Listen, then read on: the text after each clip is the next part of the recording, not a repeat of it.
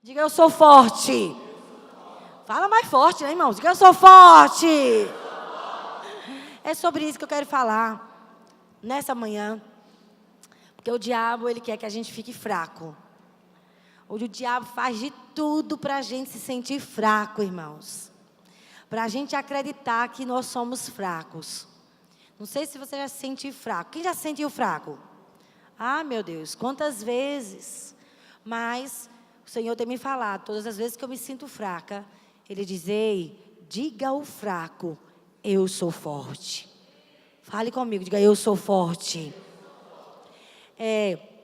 Essa mensagem, eu estou continuando ela, tá certo? Então, eu não estou me preocupando quantas vezes eu vou pregar ela.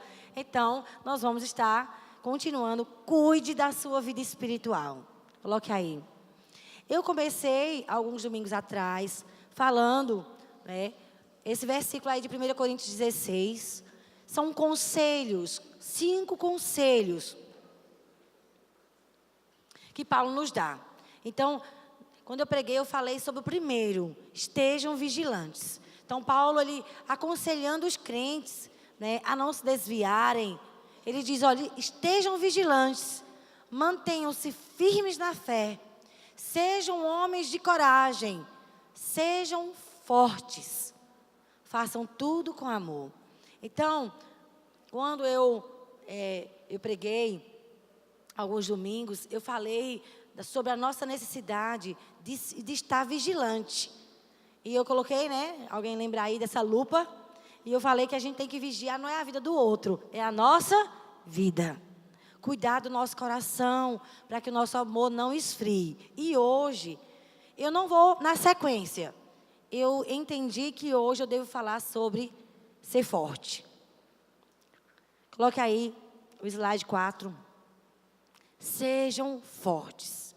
Então, nós devemos estar vigilantes na nossa vida espiritual, para a gente não esfriar na fé. Tudo quer tirar o nosso amor por Jesus. Já é certo. O diabo não suporta ver um crente fervoroso. Incomoda ele.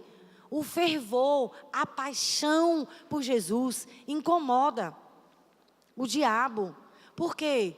Porque um crente fervoroso, eu não sei a frase direito, mas teve um homem de Deus, um avivalista, ele diz, Deus, dá-me, quantos homens, Marcos, ele pediu a Deus para mudar o mundo? Ele disse, Deus, me dê 10 homens. 100 homens? Me dê 100 homens, é que é para o mundo, irmãos, para o mundo, né? Me dê 100 homens que odeiam o pecado, que sejam apaixonados por ti. Eu acho que no culto das 5 eu vou trazer essa frase, que eu só me lembrei dela agora. Mas é uma frase muito forte que esse avivalista pede a Deus. Me dê 100 homens que sejam apaixonados por ti, que odeiam o pecado. E nós vamos revolucionar o mundo. Então, o mundo, uma cidade, uma família é revolucionada quando alguém se apaixona por Jesus.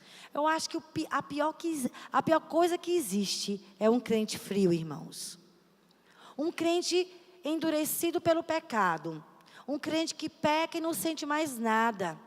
É cínico, sabia? Isso é uma tragédia, um crente cínico. Um crente que peca, não sente mais nada, ri de tudo. Isso é um perigo.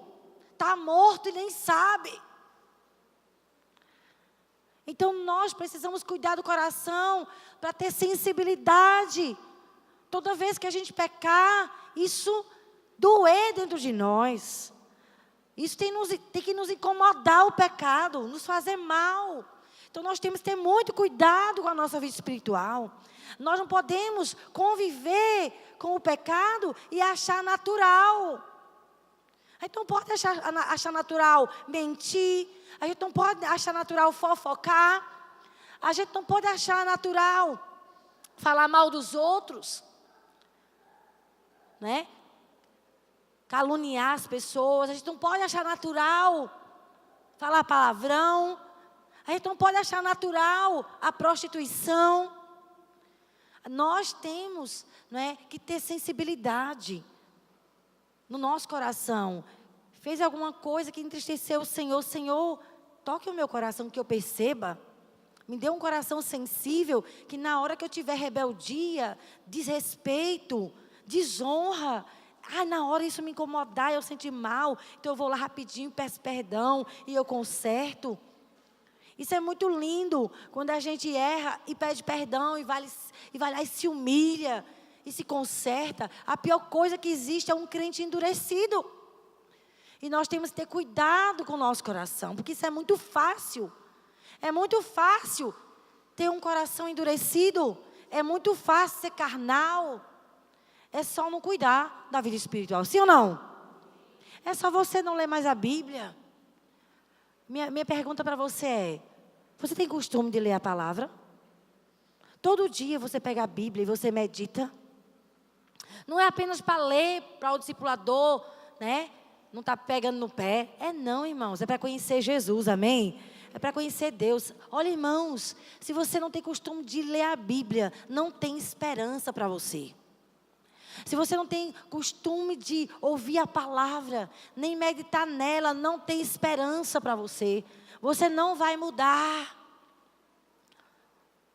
A Bíblia, ela é o poder de Deus para mudar a nossa vida. Quem diz amém? A gente não precisa que uma pessoa nos diga que nós estamos pecando. Quando a gente lê a palavra, o Senhor nos corrige, sim ou não? Ele mesmo fala conosco. Fuja da impureza. Fuja. Está escrito na palavra. Se você estiver lendo, o Espírito Santo vai te corrigir, vai tocar a sua vida. Meu conselho para você: crie o costume. Pegue sua Bíblia. Tenha o costume de ler e meditar e pensar na palavra. Porque quem gasta tempo com a palavra vai ser transformado por Deus. Vai abandonar o pecado. Não tem como dizer que tem intimidade com Deus e continuar na prática do pecado. Quem convive com o pecado e não sente nada, não conhece a Deus. Sim ou não? Lá em 1 João diz isso.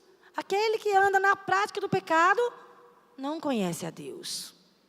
Então, nós precisamos amar a palavra, ser transformados pela palavra. Todo dia da sua vida. Todos os dias da sua vida. Tenha o costume, pegue a Bíblia e diga: Deus, fale comigo. Então, isso é cuidado. E quando a gente começa a ler a palavra, Deus começa a mostrar quem somos. Porque muitas vezes nós não sabemos quem somos. Somos enganados com muita facilidade. Principalmente, olhe para mim, queridos. Principalmente quando estamos em crise. Se você está passando por alguma luta. Olha, já arrumaram para mim, esse povo é muito eficiente. Foi John Wesley, irmãos, que falou isso. Dá-me 100 homens que temam, deve ser a Deus, né? Eu vou ler como está aqui, né? Mas eu acho que tem alguma coisa que não está muito correta, mas eu vou ler como está aqui. Olha, já encontraram aqui. Vamos aplaudir esse povo que é tão... Olha aqui, olha. Dá-me 100 homens que nada temam, senão o pecado, e que nada desejam, senão a Deus. E eu abalarei o mundo. Muito forte, por favor, mande para mim, porque eu colocarei aqui no slide, no culto das 5. Dá-me 100 homens que temam, senão o pecado, né? Que amem a Deus, e eu abalarei o mundo. Isso que Deus quer para nós. Só que nós temos que saber quem somos. Nós, quando entramos em crise, eu digo isso por mim, irmãos.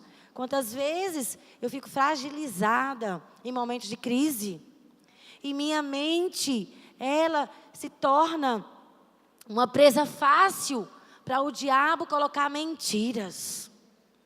Sabe onde o diabo consegue nos paralisar? Diga comigo, na mente.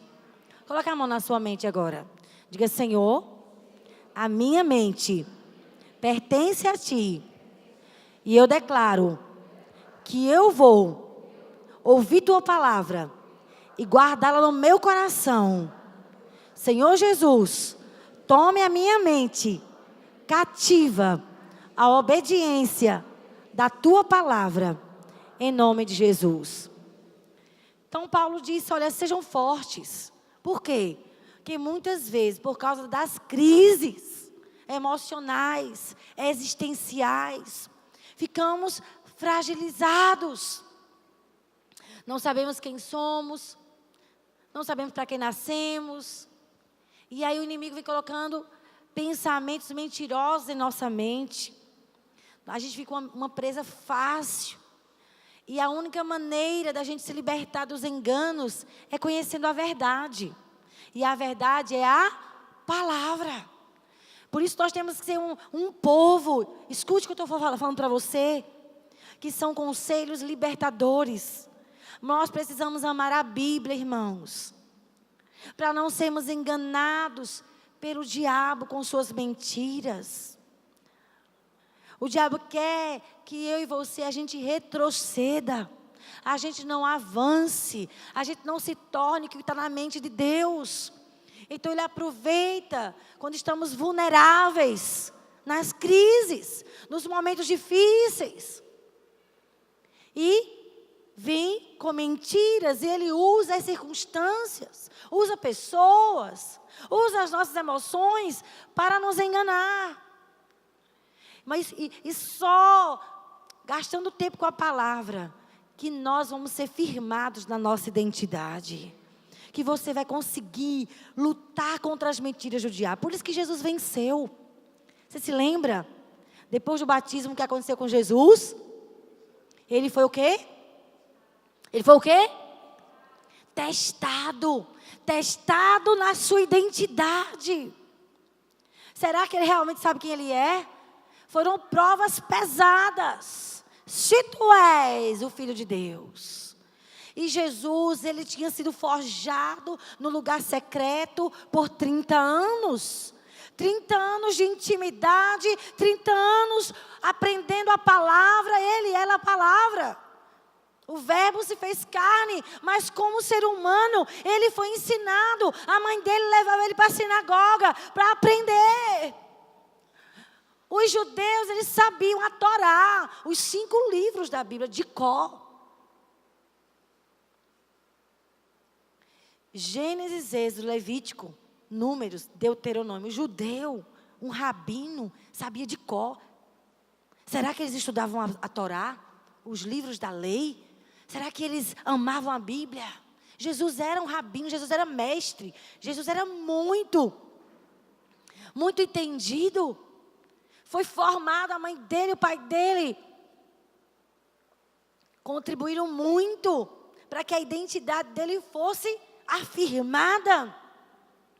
Aos 30 anos ele estava pronto. O pai dele disse, o Pai Celestial disse, estás pronto, vou te mostrar agora ao mundo.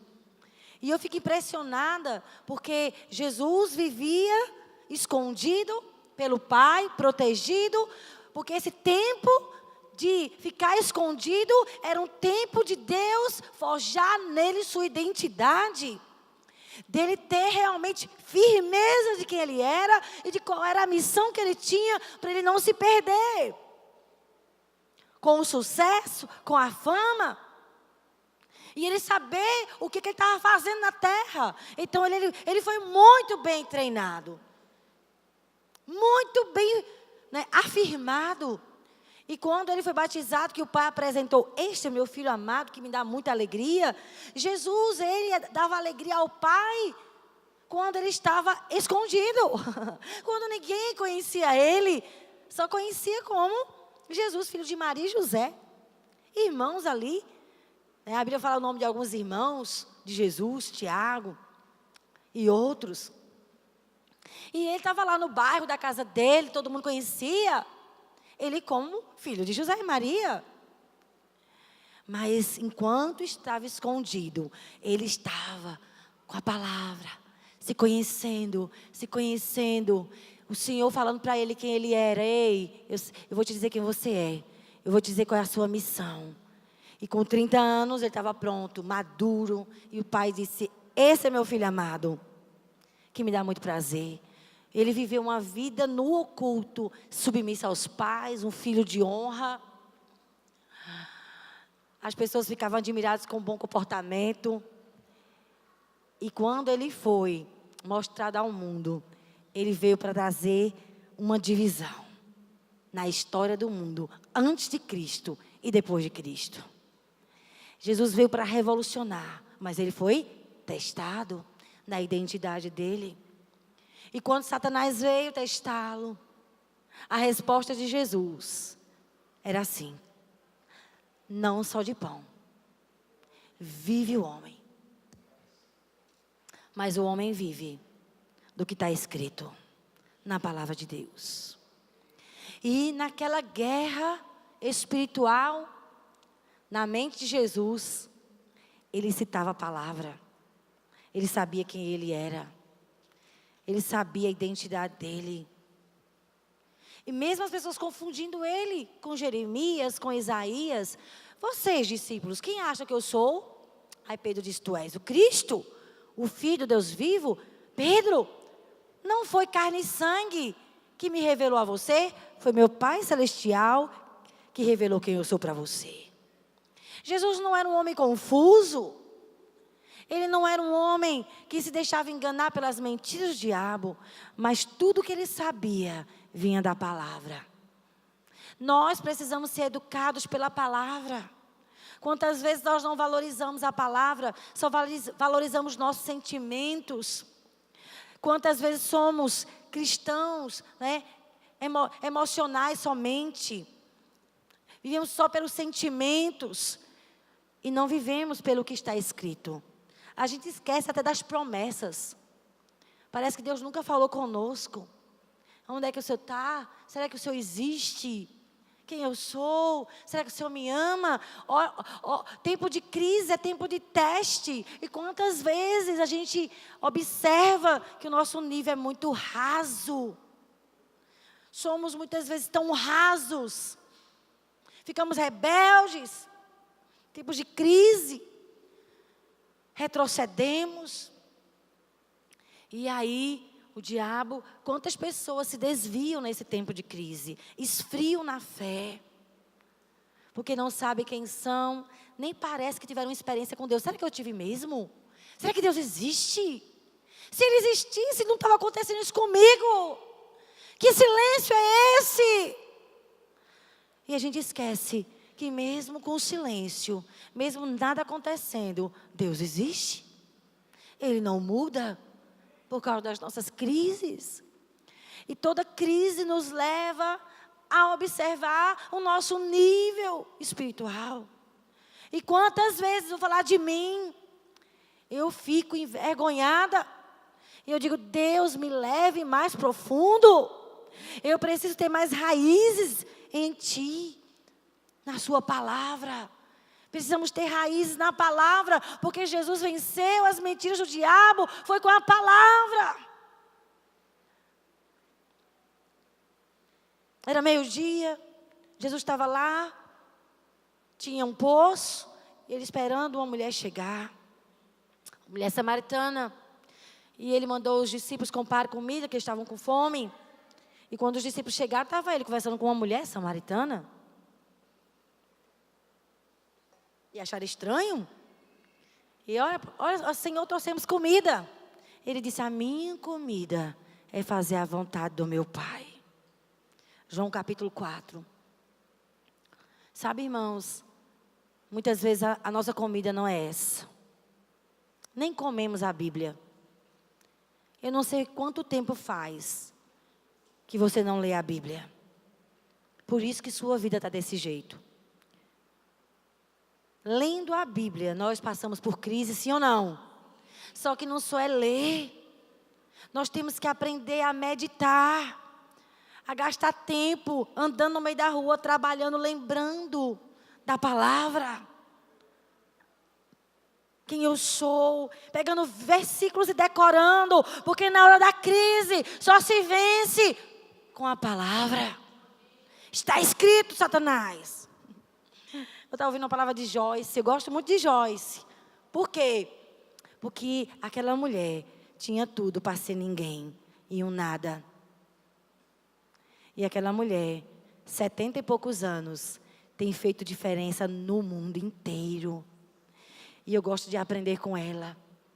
E ela diz: aprenda a ter a palavra dentro do seu coração e a falar. E o diabo diz, e você diz, e o diabo diz, e você diz. Porque foi assim que Jesus venceu as mentiras do diabo. Mas o diabo diz. E a gente diz, é verdade, eu não presto mesmo. Infelizmente, nós não respondemos a Ele. Nós só definhamos na vida espiritual, acreditando nas mentiras do diabo. E retrocedemos, e esfriamos, e deixamos de crescer em Deus, paramos de servir. Por quê? Porque estamos acreditando nas mentiras do diabo e nos tornando o que ele tem dito ao nosso respeito. Que tragédia! Eu e você somos o que a Bíblia diz que somos. E o que é que a Bíblia diz? Eu não sei. Por isso que você está assim. Eu e você precisamos gastar mais tempo acreditando que a palavra é a verdade. E temos que acreditar no que Deus diz, amém? E o diabo citava a Bíblia. Está escrito. E Jesus também está escrito. Porque ele deturpava trechos da palavra para enganar Jesus. Ah, ele foi para o homem errado. Porque aquele homem amava a palavra de Deus. Ele era o verbo. E a palavra de Deus estava dentro de Jesus. E ele falava a palavra. Quando estamos numa guerra espiritual, lutando contra as nossas emoções, temos que falar, está escrito. Falar a Bíblia. Quem está entendendo isso? E eu me admiro muito com Neemias. Quero que você abra aí sua Bíblia em Neemias. No capítulo 4. Nós vamos nos deter hoje em Neemias e Esdras. Esdras é o primeiro, Neemias é o segundo, certo? Vamos ficar no capítulo 4 de Neemias. Sejam fortes, Paulo diz. Joel 3,10 diz, diga o fraco, eu sou forte. Então o inimigo quer nos convencer que somos fracos, que não podemos nada, que não vamos conseguir mudar a nossa vida, que somos incapazes. Para então poder nos paralisar e pararmos de crescer espiritualmente. Quem já sentiu isso? Meu Deus, tantas vezes. Vou falar de mim. Cada um sabe o seu nível de guerra. Mas quantas vezes o inimigo faz de tudo para me convencer que sou fraca, para me convencer que eu não posso mudar, que eu não posso avançar, que eu sou incapaz. Para que eu acredite nele e fique paralisada? Acontece com você isso, irmãos? Sim ou não? Acontece. E alguns aqui paralisaram. Se tornaram o que o diabo disse. Se tornaram fracos. Não tem jeito não, não consigo não. Tem até que diz a palavra, não consigo. Eu não consigo não deixar esse pecado. É mais forte do que eu. Ei, isso é mentira. Você consegue sim acabar esse namoro. Você consegue sim deixar de se prostituir. Você consegue sim parar de ver pornografia. Você consegue sim. Quem está entendendo aqui? Eu não consigo. Não, é mais forte que eu. Isso é mentira. Tudo posso naquele que me fortalece. A verdade está escrita na palavra. Nós podemos sim dizer não ao pecado, dizer não à ruindade, dizer não à inveja, dizer não ao ciúme, dizer não, sabe o que? À rebeldia. Nós podemos sim dizer não à infidelidade. Podemos dizer não à carnalidade. Podemos dizer não à ruindade. Nós podemos dizer não, eu não vou continuar assim, eu vou mudar. Quem pode dizer amém? Essa palavra eu não consigo, não tem na Bíblia, então não fale. Se não está escrito, então não pode estar na sua boca, nem no seu coração. Quem está entendendo? Quando a gente diz eu não consigo, é mais forte do que eu, você está indo contra a palavra. É antibíblico isso. Nunca você vai ler a Bíblia e vai estar dizendo, eu não posso. Esse pecado é mais forte. Eu não consigo mudar meu temperamento, eu não consigo mudar meu coração. Nós não conseguimos, é verdade. Ninguém consegue mudar a si mesmo. Mas buscando o Senhor, meditando na palavra, com o poder do Espírito Santo, clamando ao Espírito Santo, nós conseguiremos mudar. Quem diz amém? Então o inimigo faz de tudo, irmãos, para nos paralisar. Olha aí no capítulo 4. Versículo 1, vamos lá. Tendo Sambalate ouvido que edificávamos o muro, ardeu em ira e se indignou muito. E começou a escarnecer, zombar dos judeus. Então falou na presença de seus irmãos. Aí coloquei aqui. Pode colocar o próximo. Olha o que eles diziam. Que fazem esses fracos judeus... Que faz esses fracos judeus? Eles querem edificar um muro, fechar a brecha da vida deles, mas eles são muito fracos. Eles não vão conseguir isso, não. Permite-se-lhes isso? Sacrificarão, darão cabo da obra num só dia? Renascerão acaso dos montões de pó as pedras que foram queimadas? Estava com ele Tobias o Amonita e disse, ainda que edifiquem, vindo uma raposa, derribará o seu muro de pedra. Então aqui você observa que o inimigo, quando vê que a gente está decidido a buscar a Deus para fechar as brechas da nossa vida, porque nós não queremos ser mais os mesmos. Eu não quero ter mais essa mesma reação. Eu não quero mais esse sentimento me dominando. Eu não quero mais isso, Deus. Não quero mais ser invejosa. Eu não quero mais me comparar. Eu não quero mais ser ciumenta. Eu não quero mais insegurança. Eu não quero ser uma mulher que vive com a autoestima lá embaixo. Eu não quero mais reagir assim. Ah, meu irmão, quando ele vê uma atitude, vou mudar, te prepara, que a guerra só está começando. Porque o diabo não quer que você mude. Ele quer que você seja uma marionete na mão dele. Faça só o que você está sentindo. Ah, não estou sentindo vontade de ir para a igreja não, e você não vai. Ah, não estou sentindo vontade de orar não, e você não ora. Ah, não estou sentindo vontade não de ler a Bíblia, e você não lê. Ah, não tenho vontade de ir para o discipulado, eu não vou não. Ah, não tenho vontade de deixar esse pecado, você não deixa. Isso é uma marionete. E o diabo quer você assim? Controlado por ele? Mas quando você diz, não quero mais ser assim. Eu quero mudança, Deus. E você começa a clamar, a orar. Está enfrentando agora uma guerra. Eu vou abandonar esse pecado. Isso não vai mais dominar a minha vida. Eu não quero mais isso na minha vida. Te prepara. Porque então ele começa a querer te convencer de suas mentiras. Você não pode. Sinto muito, eu vou te dizer. Sabe aquela época que tu quisesse deixar aquele pecado? Tu não deixasse, tu não vai conseguir de novo. Nem adianta tu começar uma campanha de jejum, esses 21 dias, não vai mudar nada. 21 dias de jejum para ti é inútil, para que jejuar? Tu não muda, não tem jeito. Quem já ouviu vozes assim? Gente, eu já ouvi tanto. Meu Deus, são poucas. Como vocês estão mudados, irmãos. Vocês são heróis. Fico feliz, porque vocês estão em outro nível. Glória a Deus. Porque essa é a vontade de Deus. Que nós estejamos em outro nível. E eu quero outro nível na minha vida. Quem quer outro nível na sua vida? Eu quero. Então, eles se levantaram. Quando ouviram falar, eu vou jejuar 21 dias. Minha vida vai mudar. O quê? Aí, quando eles escutam uma decisão, a Bíblia diz que eles arderam em ira. Olha como os demônios ficam. E se indignaram muito. O quê? Não vou deixar você mudar. Eu vou te paralisar. Eu vou conseguir. Você vai acreditar nas mentiras como sempre acreditou. E não vai sair do lugar. Aí no versículo 4.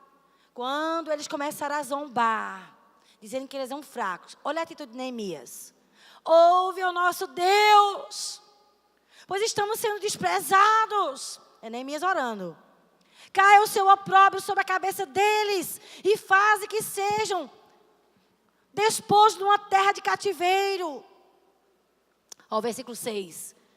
Assim, edificamos o muro, e todo o muro se fechou até a metade da sua altura, porque o povo tinha ânimo para trabalhar. Isso me empolga muito, porque Neemias é para mim um exemplo de uma pessoa que vence as mentiras do diabo, as manipulações do diabo nas emoções. Neemias consegue dizer não ao diabo. Ele não se deixa paralisar. Enquanto o diabo está lá, zombando, tu é fraco. Ei, todo mundo vamos voltar a trabalhar, continue fazendo o que está fazendo. E o povo então deu ouvidos a seu líder e não paralisaram. Como é importante ter um líder na nossa vida. Irmãos, como é importante ser discipulado. Como é importante ter alguém que nos ajuda a perceber as mentiras. Como é importante você ter alguém que diz, ei, não faça isso. Pare com isso. Não reaja assim. Não abandone a célula. Não deixe de fazer isso. Não deixe de buscar. Como é bom ter uma liderança sobre as nossas vidas. Valorize a sua liderança. Proteja a sua liderança. Como é bom ter uma pessoa sobre nós. Nós vamos para o nosso discipulado agora. Oh, refrigere minha alma. Poder desabafar o meu coração. Poder ser corrigida. Ouvir conselhos. Para que eu possa crescer e não me deixar paralisar. Porque eu sei quantas lutas vêm sobre as minhas emoções. E Neemias era um homem assim. Ei, não paralisem. Vai em frente. E o povo não paralisou. Ficou fortalecido porque ele orava. Oh, passa uma página aí. Bota o capítulo 6 aí. Olha o versículo 1. Neemias 6:1. Tendo ouvido Sambalate. Olha de novo eles. Tobias, Gesem o arábio. E o resto. Eles ficaram muito bravos que chamaram até o resto dos inimigos. É assim que eles fazem, viu? Quando o inimigo sabe da sua decisão de mudança, não fica só um inimiguinhozinho, não. Ele chama, sabe o que? Reforço. Para te desanimar. Para que você seja um marionete na mão dele. Se sinta fraco, realmente, eu sou muito fraca, eu não posso, eu não vou conseguir não. Nunca mudei, agora não tem condições não de eu mudar. Que mentira. Sempre é tempo de mudarmos, amém, irmãos? O resto dos inimigos que eu tinha edificado o muro, quando eles souberam que ele não parou, que ele tinha edificado o muro, e que nele já não havia brecha nenhuma, ainda que até este tempo não havia posto as portas nos portais. Sambalate e Gesem mandaram dizer-me, vem, encontremo-nos nas aldeias, no vale de Ono, porém tentavam fazer-me mal. Enviei-lhes mensageiros, e mandei dizer a eles, olha, foi que Neemias mandou dizer aos inimigos, olha, inimigo, estou fazendo grande obra, de modo que não poderei descer, porque cessaria a obra, enquanto eu deixasse fosse ter convosco. Meu Deus! Quantos de nós deixamos tudo que estamos fazendo? Deixamos de crescer, deixamos de cuidar das pessoas, deixamos de trabalhar para Deus, porque estamos acreditando nas mentiras do diabo. Quantos aqui pararam de servir?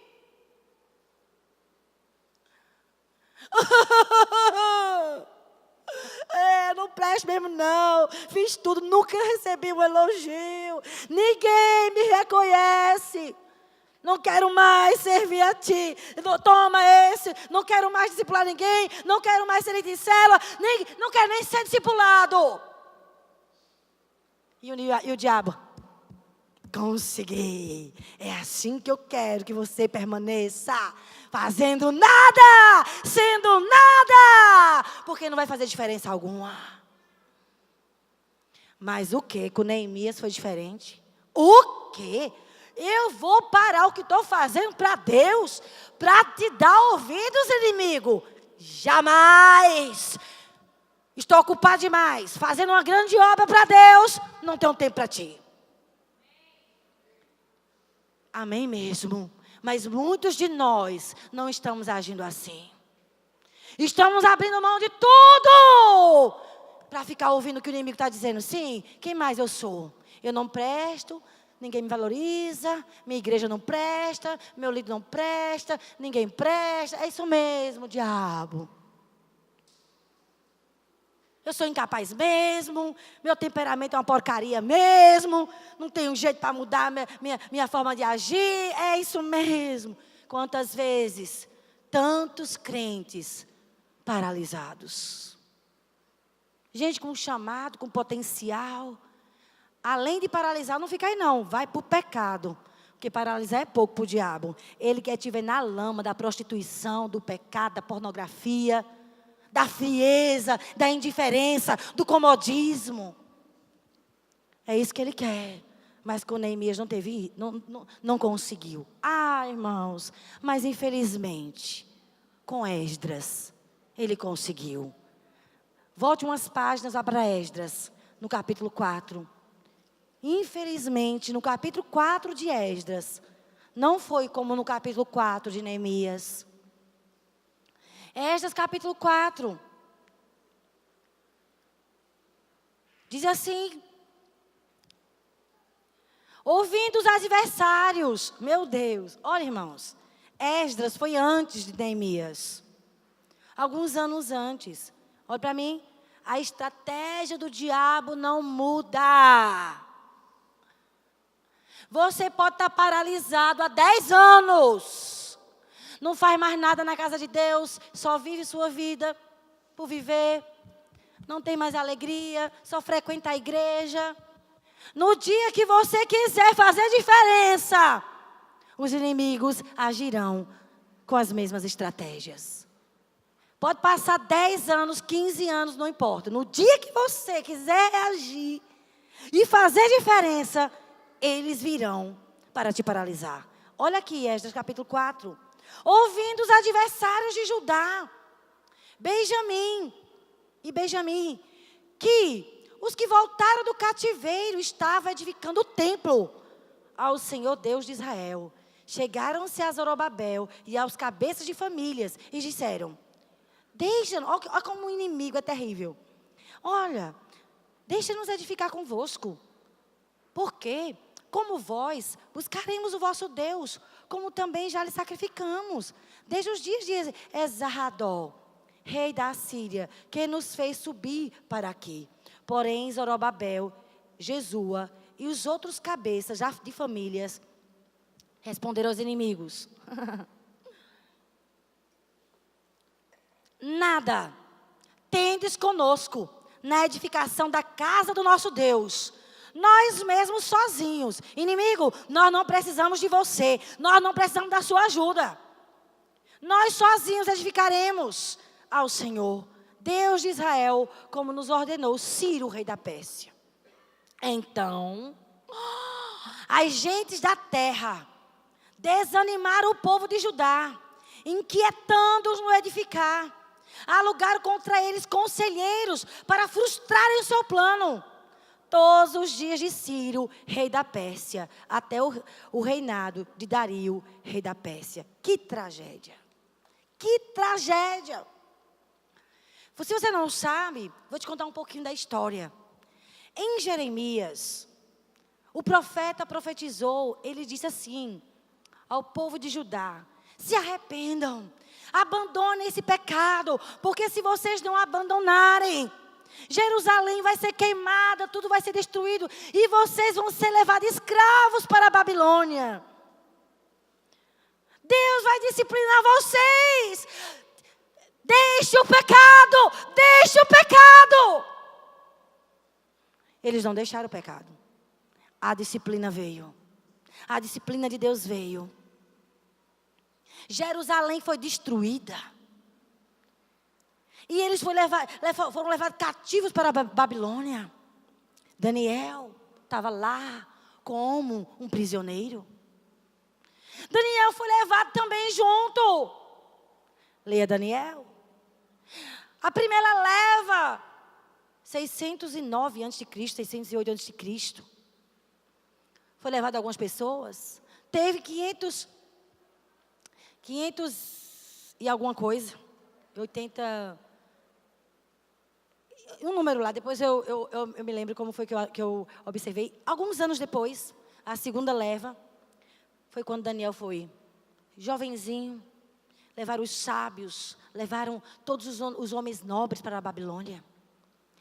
Terceira leva, mais pessoas. A cidade ficou numa miséria. Só ficou na cidade de Jerusalém gente miserável, pobre. Tudo foi destruído, as casas pegadas fogo, templo destruído, muro destruído. Ficou uma verdadeira miséria. E Deus disse: porque vocês não abandonaram o pecado, vocês vão ficar 70 anos no cativeiro. Irmãos, 70 anos é uma vida. Sim ou não? Tem pessoas que morrem apegadas na mentira do diabo. Não são transformadas. Não crescem. Porque não meditam na Bíblia. Não gastam tempo com a palavra. Elas são o que o diabo diz, as mentiras que ele fala. E as pessoas, por não ouvir a palavra de Jeremias, foram levadas cativas. Até Ezequiel, ele também profetizou nesse tempo. E eles não deram ouvidos. Foram levados prisioneiros 70 anos. Irmãos, olha para cá. 70 anos se passaram. Capítulo 4 de Esdras. Volte aí 2 páginas. Olha o primeiro capítulo de Esdras. No primeiro ano de Ciro, rei da Pérsia, para que se cumprisse a palavra do Senhor por boca de Jeremias, despertou o Senhor o espírito de Ciro, rei da Pérsia, o qual fez passar pregão por todo o seu reino, como também por escrito dizendo: assim diz Ciro, rei da Pérsia: o Senhor Deus dos céus me deu todos os reinos da terra e me encarregou de lhe edificar uma casa em Jerusalém. Irmãos, nessa época de Ciro, Daniel estava lá. Daniel foi um homem que influenciou muitos reis, inclusive Ciro. No capítulo 9 de Daniel, Daniel estava estudando as escrituras, lendo a Bíblia. Ele estava em Jeremias. E ele disse: meu Deus, 70 anos se passaram. Chegou o tempo da libertação do povo. O cativeiro foi profetizado que ia durar 70 anos. Está na hora, está no tempo de se cumprir as promessas. Olha para mim. E quando ele entendeu pelos livros que chegou o tempo da libertação do povo, ele foi jejuar e orar. Olha para cá. Você tem que ter discernimento do tempo de Deus na sua vida. Porque quando chega o tempo de Deus, é tempo de jejuar e orar. Porque o diabo não vai querer que você cresça. Chegou o tempo do crescimento, deles voltarem a restaurar Jerusalém. Então Deus usou quem? O rei Ciro. Com certeza Daniel tem uma influência. E Ciro, rei da Pérsia, ele ouviu Deus falar com ele. Meu Deus, eu imagino que Daniel tinha acesso ao coração desse rei. Assim diz Ciro, rei da Pérsia: o Senhor, o Deus dos céus, me deu todos os reinos da terra. Ele me encarregou de lhe edificar uma casa em Jerusalém de Judá. Quem dentre vós é do seu povo, seja Deus com ele, e suba a Jerusalém de Judá. Edifique a casa do Senhor, Deus de Israel. Ele é o Deus que habita em Jerusalém. Irmãos, foram 70 anos de cativeiro, de prisão, de passividade, de comodismo. E aí, depois de 70 anos, sem fazer nada, eles então são enviados. Morreram alguns lá em Babilônia. Seus filhos voltaram, então foram liberados. Quem quer voltar para Israel e restaurar lá Jerusalém? É para restaurar. Deram um monte de gente. Então foi embora aquele povo, voltando para Jerusalém, que estava em ruínas. E no capítulo 4, eles chegam em 538. Quando eles chegam lá, 2 anos para cada um encontrar uma casa, tal e tal. 536. eles começam então, aqui no capítulo 3, a edificar o muro. Capítulo 3, versículo 8 diz: no segundo ano da sua vinda, 536 a.C., no segundo ano da sua vinda, a casa de Deus, em Jerusalém, no segundo mês, Zorobabel, filho de Saltiel, e Jesus, filho de Josadaque, e os outros seus irmãos, sacerdotes e levitas, e todos que vieram do cativeiro a Jerusalém, começaram a obra da casa do Senhor, e constituíram levitas, da idade de 20 anos para cima, para superintenderem. O versículo 10. Quando os edificadores lançaram os alicerces do templo do Senhor, apresentaram os sacerdotes paramentados e com trombetas, os levitas, filhos de Asaf. Eles cantavam louvores. E aí no capítulo 4, os adversários se levantam, depois de 70 anos. E eles disseram: o que é que vocês estão fazendo aqui? Depois de 70 anos, por que vocês querem agora reagir? Não, vocês não vão reagir. Ei, entenda, nunca o inimigo vai querer que você reaja. Ele quer que você se conforme com sua vida espiritual miserável, uma vida espiritual rasa, uma vida espiritual fria, passiva, acomodada. Depois de 70 anos, o quê? Vocês agora querem mudança? Querem construir um templo? Não, vocês não vão fazer isso. E eles começaram a desanimar o povo. Agora, irmãos, o pior, eles conseguem, irmãos. Eles conseguem. O povo fica intimidado. Eles então conseguem escrever uma carta e mandar lá para a Babilônia, para impedir que eles se levantem. E nesse capítulo 4, irmãos, versículo 21 diz, eles pedem lá: agora, pois, dai ordem, a fim de que aqueles homens parem o trabalho e não edifiquem aquela cidade, a não ser com autorização minha. Guardai-vos, não sejais remichos. Versículo 23, depois de lida a cópia da carta do rei Artaxerxes, perante Reum, Sisai e os escrivãos e seus companheiros, foram eles apressadamente a Jerusalém, aos judeus, e de mão armada, os forçaram a parar com a obra. Cessou, pois, a obra da casa de Deus, a qual estava em Jerusalém, e isso até o segundo ano do reinado de Dario, rei da Pérsia. Irmãos, eles ficaram paralisados 16 anos. Os inimigos se levantaram com autorização, porque se eles tivessem orado e jejuado, e vocês vão ver o que vai acontecer daqui a pouco, isso não teria acontecido, mas eles se deixaram influenciar pelo inimigo, com suas palavras mentirosas. É mesmo, nós somos fracos. Quem somos nós para edificar uma cidade 70 anos destruída? E eles então intimidaram a liderança. Por isso que você tem que orar por nós, pastores. A gente sofre muito, irmãos, muitas vezes lutas terríveis nos pensamentos. Precisamos de oração de vocês, porque quando o diabo consegue atingir a liderança, o diabo consegue paralisar a obra de Deus. E eles então conseguiram paralisar os líderes, a mão armada. E eles ficaram, sabe o quê? Acomodados, 16 anos. Que tragédia. Eu vou ler para vocês o capítulo 1 de Ageu. Nesse tempo de 16 anos de mentiras e que eles, realmente, nós não podemos não edificar esse templo. Sabe de uma coisa, irmãos? Não vamos nos preocupar com a obra de Deus, não. Cada um agora só vive a sua vida mesmo.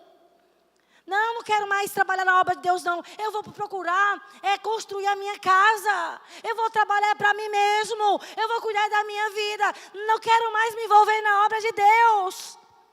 Foi isso que eles fizeram. E então, eles abriram mão da casa de Deus. Ficou em ruínas lá por 16 anos. Então, cada um foi trabalhar pela sua própria casa. Não quero mais me envolver na obra de Deus. Para quê? Só é frustração? Só é inimigo? Só é isso? Só é aquilo? Não, eu abro mão. Não quero mais. Deus levantou 2 profetas para corrigir a atitude do povo, que ficou paralisado. 16 anos depois, Deus levanta Ageu e Zacarias. Olha a palavra que Deus diz a Ageu, no capítulo 1, versículo 1. No segundo ano do rei Dario, no 6º mês, no primeiro dia do mês, veio a palavra do Senhor. Por intermédio do profeta Ageu, a Zorobabel. Olha, foi para a liderança a palavra. Filho de Selatiel, governador de Judá, e a Josué, filho de Josadaque, o sumo sacerdote. Olha a palavra de Deus para os líderes, dizendo: assim fala o Senhor Deus dos exércitos. Esse povo diz: não veio ainda o tempo em que a casa do Senhor deve ser edificada. Veio, pois, a palavra do Senhor por intermédio do profeta Ageu, dizendo: acaso é tempo de habitares vós em casas apaneladas, luxuosas, enquanto esta casa permanece em ruínas? Ora, pois, assim diz o Senhor dos exércitos: considerai o vosso passado. Tendes semeado muito e recolhido pouco, comeis, mas não chegueis para fartar-vos, bebeis, mas não dá para saciar-vos, vestivos, mas ninguém se aquece. E o que recebe salário, recebe para pô-lo num saquetel furado. E o Senhor diz, versículo 9: esperastes o muito, eis que veio a ser pouco. E esse pouco, quando trouxeste para casa, eu com um assopro o dissipei. Por quê? Diz o Senhor dos exércitos: por causa da minha casa, que permanece em ruínas, ao passo que cada um de vós corre por causa da sua própria casa. Por isso os céus sobre vós retêm o orvalho, e a terra com seus frutos. No versículo 12: então Zorobabel, filho de Selatiel, e Josué, filho de Josadaque, o sumo sacerdote, e todo o resto do povo, atenderam à voz do Senhor, seu Deus, e às palavras do profeta Ageu, os quais o Senhor, seu Deus, o tinha mandado dizer ao povo. E eles temeram diante do Senhor. Então Ageu, enviado do Senhor, falou ao povo, segundo a mensagem do Senhor, dizendo: eu sou convosco, diz o Senhor. O Senhor despertou o espírito de Zorobabel, o filho de Selatiel, governador de Judá, e o espírito de Josué, filho de Josadaque, o sumo sacerdote, e o espírito do resto do povo. Eles vieram e se puseram no trabalho. Se puseram ao trabalho na casa do Senhor dos exércitos, seu Deus. Irmãos, o povo ficou paralisado, não se preocupava mais com a obra de Deus. Cada um agora só queria viver para a sua própria vida, para ganhar o seu dinheiro, para cuidar da sua própria vida, e não queriam mais se envolver em trabalhar para o Senhor, porque acreditaram nas mentiras do diabo. Então Deus levantou esses profetas para corrigir. Vocês trabalham e não prosperam, porque vocês só estão priorizando a casa de vocês e não estão se envolvendo, não estão priorizando a minha casa, abandonaram o serviço da minha casa e só se preocupam com a vida de vocês. Por isso que vocês trabalham muito e não prosperam. E aí eles foram corrigidos. Depois de 16 anos, irmãos, e eu fico impressionada com o capítulo 5. Meu Cristo. Olha o que está escrito. Ora, os profetas Ageu e Zacarias, filho de Ido, profetizaram aos judeus que estavam em Judá.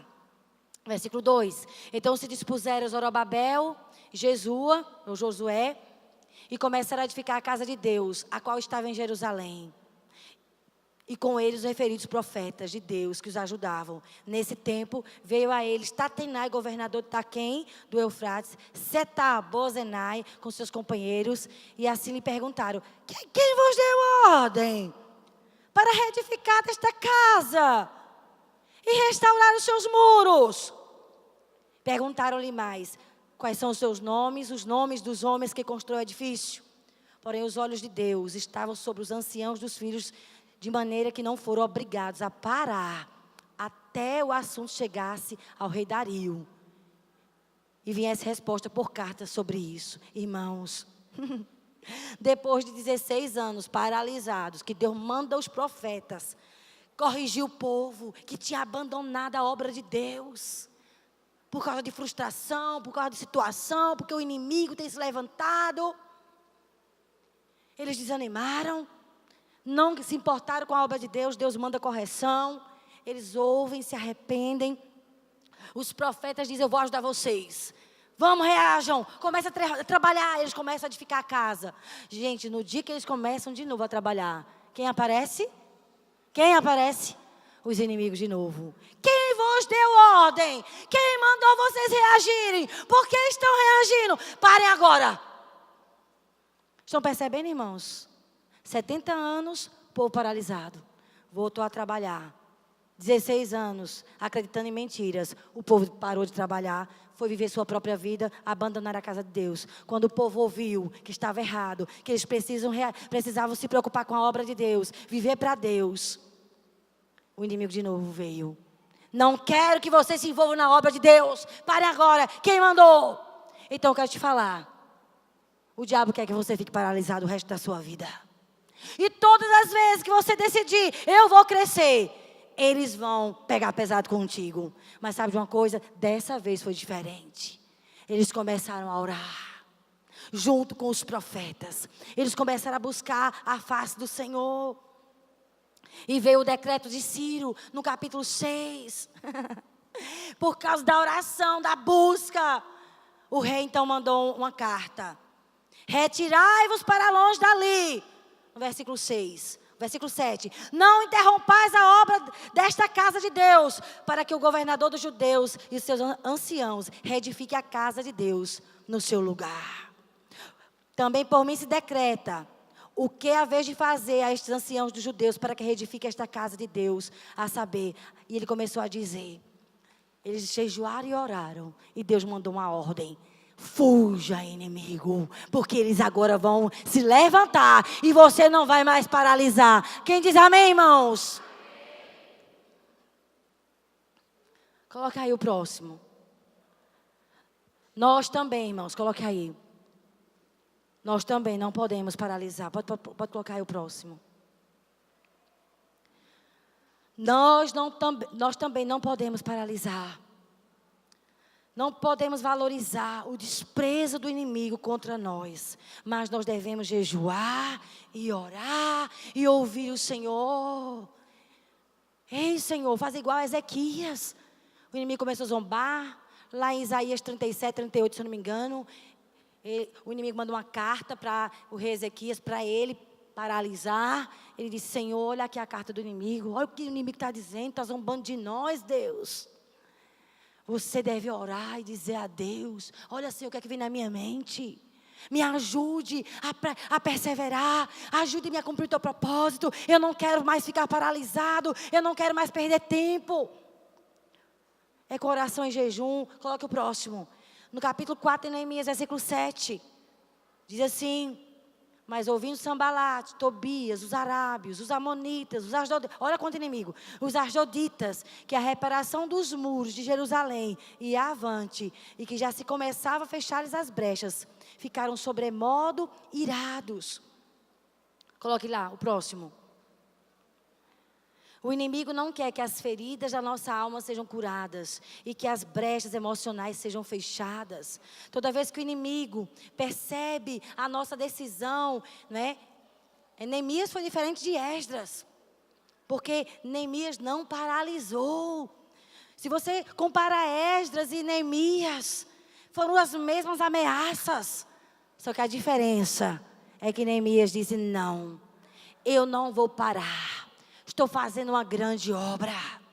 Ele não deixou o inimigo enganá-lo. Ele sempre estava lá com o povo, jejuando e orando, gastando tempo para ouvir o que Deus estava falando com ele. Ele sempre ouvia Deus, ele sempre ouvia estratégias. Por isso, irmãos, que ele fez diferença.